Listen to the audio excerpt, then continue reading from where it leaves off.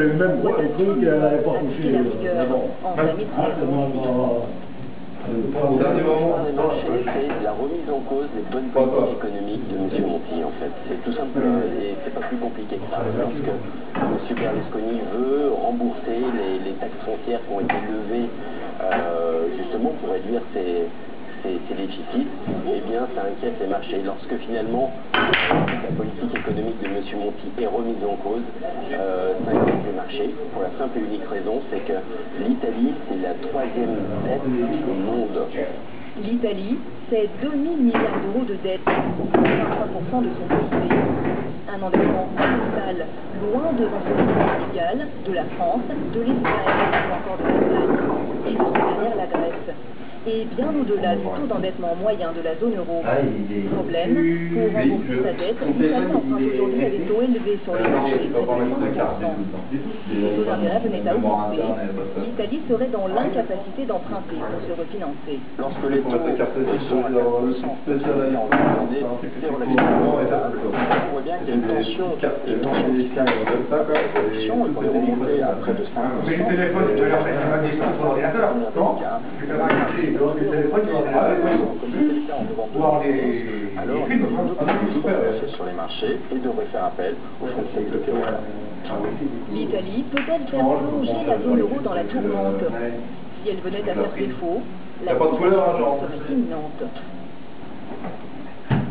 Il y a un engrenage qu'il faudrait à tout prix stopper. On est tous dépendants les uns des autres dans la mesure où on peut tous acheter de la dette publique entre nous. Et donc de ce point de vue-là, si un grand pays... Parce que vu que moi j'ai fait un test ce matin, je tiens 100 minutes. Pays comme l'Italie alors les conséquences sur l'ensemble des pays de la zone euro seraient catastrophiques. Pour éviter ce scénario catastrophe, le gouvernement français prend les devants et assure avoir tiré des leçons de ses et de ses serviteurs qui ont dit non à l'austérité. Si un renseignement est un renseignement pour nous tous, c'est qu'il faut des politiques qui soient équilibrées entre d'une part la réduction des déficits, la stabilité qui est absolument indispensable, mais aussi, et c'est tout autant fondamental, le soutien à la croissance. C'est ce que nous faisons en France. Nous avons toujours plaidé. C'est la raison pour laquelle le président de la République avait appelé à ce de croissance européen. Bruxelles, de son côté, s'est dit dans la stabilité politique du Conseil. Ce soir, les marchés européens prolongent leur rebond. La bourse de Paris clôture en hausse de 0,85%. Monti battu, nous dit un téléspectateur, encore un avis présidentiel de Hollande qui paraît. Autant en déduire que ce n'est pas la bonne politique.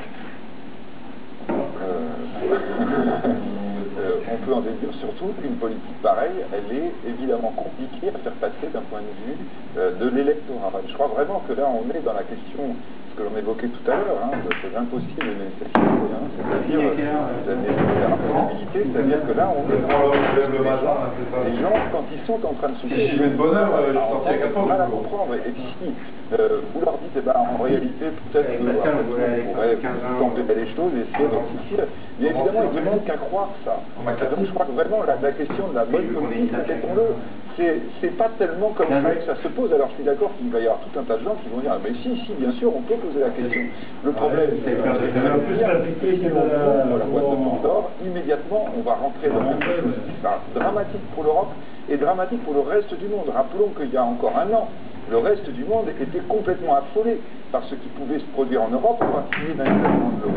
Maintenant, effectivement, les gens sont rassurés ailleurs, les marchés sont rassurés, ils essaient de prolonger ce temps, on va dire, du calme en Europe.